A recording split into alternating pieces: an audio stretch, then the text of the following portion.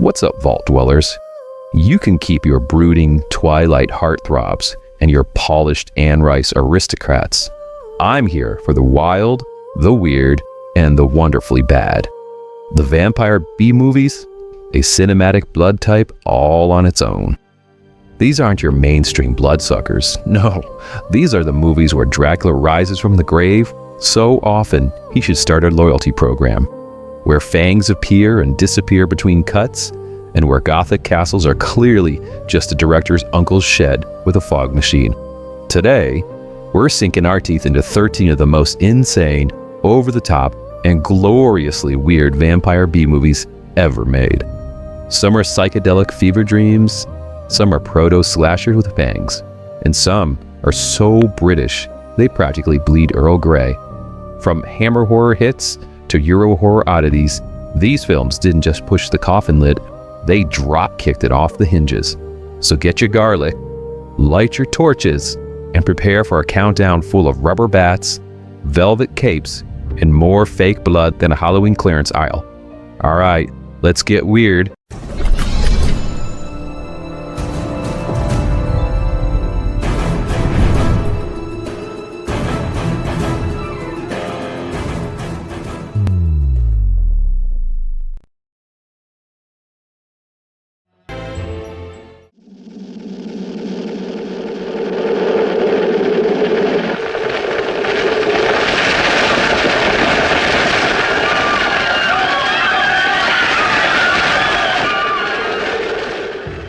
You know, leave it to Hammer Films to give us vampires who are less brooding aristocrats and more awkward cultists in dinner jackets. The Kiss of the Vampire opens with a funeral gone wrong, and from there, the weirdness just only escalates. A young honeymooning couple breaks down in a small village, because of course they do. And the next thing you know, they're having dinner with a suspiciously friendly gentleman named Dr. Ravna. Spoiler alert, he runs a vampire cult out of his mansion. What makes Kiss of the Vampire insane isn't just the plot, it's the tone. It can't decide if it wants to be a gothic horror, a psychological thriller, or just a weird family drama with some blood drinking. There's hypnotism, ballroom dancing, and more people with sharp teeth popping out of nowhere than a haunted orthodontist office. And the finale? It involves a magical bat summoning ritual so ridiculous it loops around to being awesome. You know, think The Birds meets Dracula and a little bit of acid. This one's also notable for being a Hammer production without Christopher Lee or Peter Cushing, which makes it feel like the studio handed the keys to the interns, and they ran with it. It's beautifully shot, I mean, totally unhinged, and a must-watch if you like your vampire movies with a side of bonkers and some bad attacks.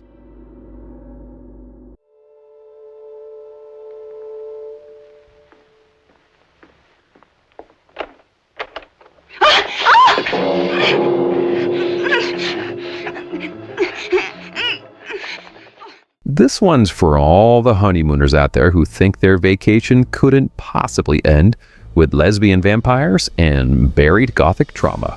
The Blood Spattered Bride, which is such a great name, is Spain's answer to the Carmilla mythos. You know, a sultry, blood-soaked, and deeply symbolic tale of repression, desire, and extremely dramatic nightgowns. A newlywed couple heads to a family estate where the bride starts having violent visions and dreams. Enter Mircalla, an undead seductress with an appetite for vengeance, and possibly the best vampire wardrobe of the 70s. As the bride falls under her spell, the film spirals into surrealism, you know, mixing slasher kills with feminist overtones and just oozing Euro horror aesthetics. You know what makes this movie insane? It's how quickly it just whips around on you. I mean, one minute you're getting sun-drenched art house, and the next, it's full-on bloody gothic with torture flashbacks. And then there's nudity, so casual, it just practically makes you yawn. Don't even get me started on the ending. It's like Picnic at Hanging Rock and Texas Chainsaw Massacre just decided to elope in a coffin. There's no shortage of Carmilla adaptations, but few feel this feverish. The blood-splattered bride bites into big themes, like patriarchy, sexual freedom, and identity, and just believes them all over the antique furniture. You might need a cold shower after this one, or maybe a steak.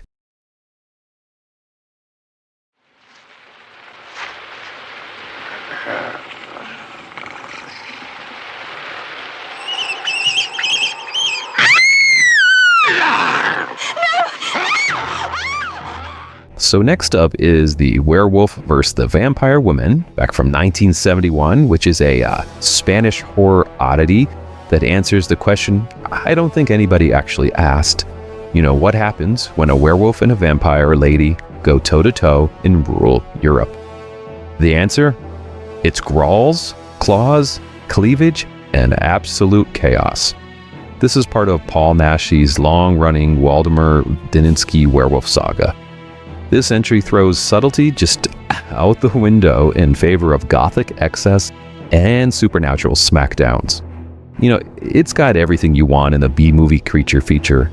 You got your grave robbing, reanimated vampire priestess, some occult rituals, and Paul Naschy growling through a rubber snout like he's trying to win an Oscar for snarling. The vampire woman in question? It's a resurrected Countess Wandessa, who just glides around her castle like a Victorian ghost on a Tinder bloodlust bender. The action is clunky, the dubbing is hilarious, and the atmosphere is thick enough to chew. But this movie works because of how committed it is to its own nonsense. The clash of classic monsters, the oversaturated colors, and the dramatic organ music, it just all adds up to a film that tries very hard to be terrifying and ends up being just deliciously absurd. It's the supernatural equivalent of watching two cosplayers fight outside a dive bar. Only now, it's a cult classic.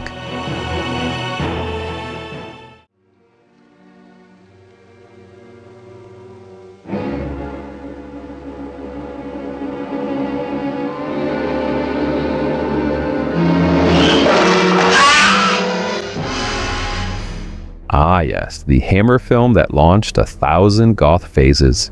Horror of Dracula brought blood back to the vampire genre. Literally. This was the first Dracula film to show the Count with red, dripping fangs, and it sent the audience into a Victorian faint. Christopher Lee redefined Dracula as a tall, commanding, and sexually aggressive predator. In Peter Cushing's Van Helsing, he set the gold standard for vampire hunting nerds.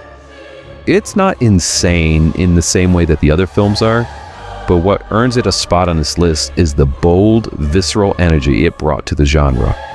This was the moment vampire movies took off the gloves and got feral, with blood-splattered confrontations, intense pacing, and a fiery, stake-driven climax.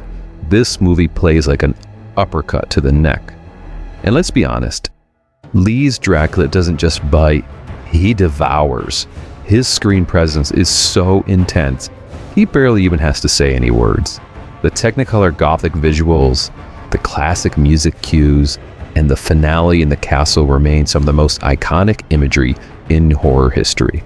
Horror of Dracula didn't just raise Dracula from the grave, it made him cool again. Spiritus Sanctus. Amen. Amen. Des Filius, Des Spiritus Sanctus, Vos benedicat. So you want some vampire B-movie insanity? How about a historical horror where a noblewoman literally bathes in virgin blood just to stay young? Countess Dracula takes the legend of Hungarian Countess Elizabeth Bathory and gives it the Hammer horror treatment, meaning corsets, candles, a little bit of bloodletting, and a central performance from Ingrid Pitt that's equal part regal and ravenous. Unlike other vampire flicks, this one skips the fangs and just goes for a more grounded, gory approach. Pitt's Countess Elizabeth starts off as a wrinkled old woman and transforms into a youthful beauty by draining the blood of local girls like she's at a spa sponsored by Satan. Things get a bit complicated when she falls for a much younger soldier and has to maintain the charade, while her victims keep piling up like laundry. It's lush, lurid, and low-key feminist in the way only Hammer films from the 70s can be. Ingrid Pitt gives it her all, turning what could have been a campy role into something just genuinely unnerving. The film revels in its own melodrama with, long stairs, creepy castles, and enough blood to stock a Red Cross drive. It's not just vampire insanity, it's blood-soaked historical soap opera. This is what killed him. Simple cross.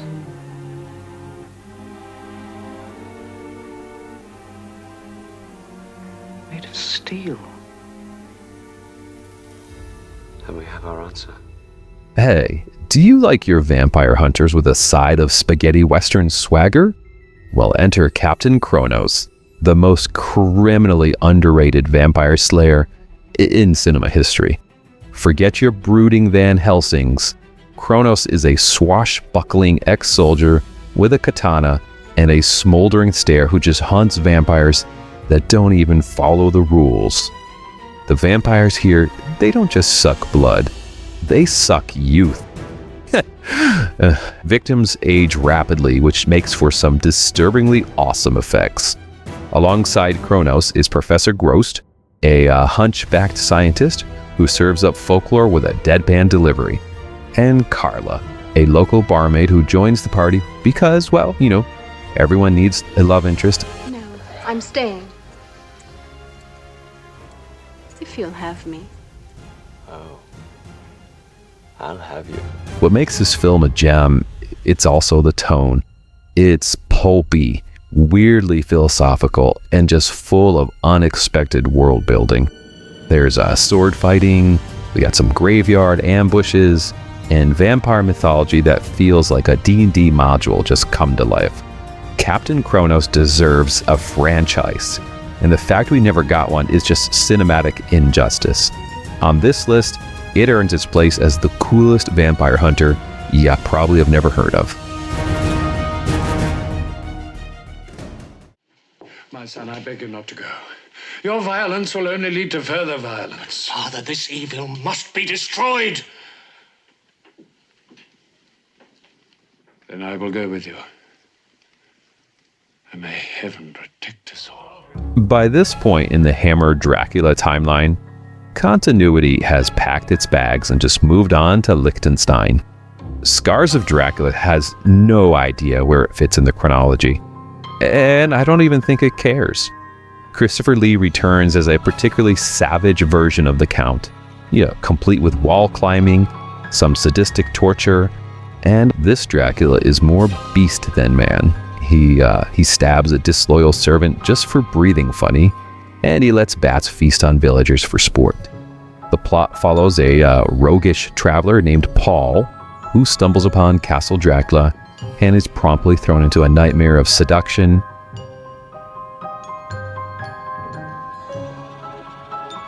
some bloodletting, and a lot of evil laughter. There's a tone of nihilism here that just sets it apart from the other films, because this film is pretty grim, it's nasty, and occasionally mean-spirited in a way that just makes it more terrifying than its predecessors. But it's also wildly entertaining if you're into vampire flicks that are dark and dripping with gothic excess. Lee, he barely speaks, but every time he appears, it's like the screen itself gets colder.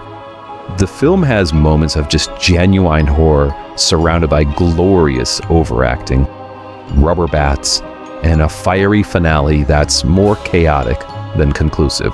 Scars of Dracula, it might be rough around the edges, but it still cuts pretty deep.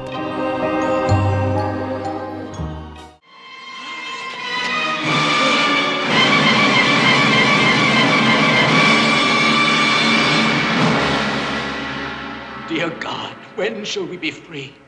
When shall we be free of his evil? Hammer Studios went full Technicolor fever dream with this one. Dracula Has Risen from the grave picks up after Dracula's previous demise, again, and explains his resurrection with a little holy water in a glacier. I don't know. Don't even ask. The real point is, Christopher Lee, he's back, baby. And this time, he's extra pissed. This Dracula doesn't wait around in his castle. He's crashing dinner parties, seducing some virgins, and haunting the dreams of repressed Catholics. His target this time is the niece of a Monsignor, and the film plays out like a cross between gothic romance and Italian giallo, with gorgeous lighting and shots framed just like oil paintings. The religious imagery is laid on pretty thick, and there's an air of creeping doom that feels just downright poetic for a film where the main villain has glowing eyes and questionable travel habits. Lee, again, barely utters a word, but his presence is magnetic. The finale, involving an impalement and sunlight, it's pure Hammer spectacle. You know, messy, dramatic, and kind of unforgettable. It's insane, it's beautiful, it's Dracula being extra, and we're here for it.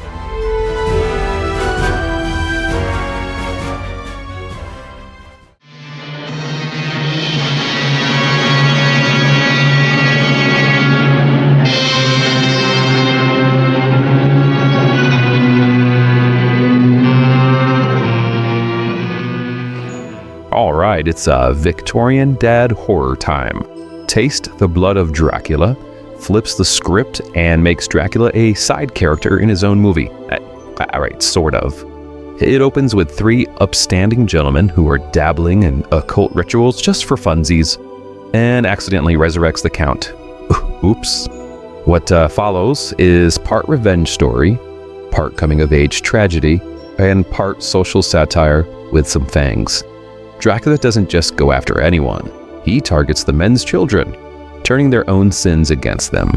Meanwhile, the teenagers are caught in the middle, and the tone sways from Hammer camp to Shakespearean tragedy. And once Dracula is back, he's just like got zero chill. I mean, the kills are brutal, the atmosphere is super thick, and the morality play woven into the story gives it this weird literary vibe. There's some real subtext going on here, you know, hidden beneath the layers of fog and overacted death scenes. It's a B movie with ambition, and some of the best cinematography in Hammer's whole canon.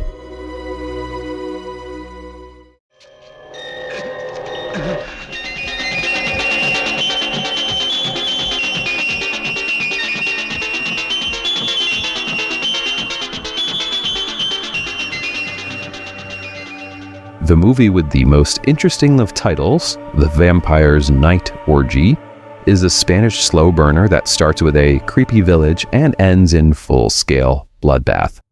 So, a busload of strangers arrives in a remote town where the locals are just eerily absent during the day and suspiciously hungry at night.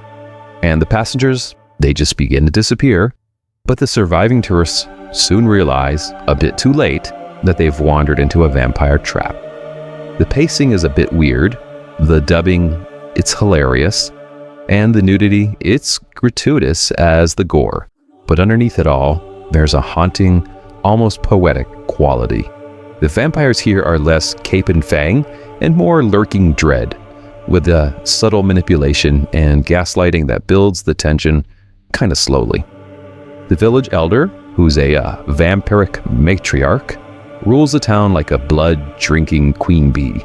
And there's something just genuinely, I know people love it when I say that word, unsettling about how passive and polite the evil is. It's like Wicker Man with fangs, and that's a vibe I didn't know I needed.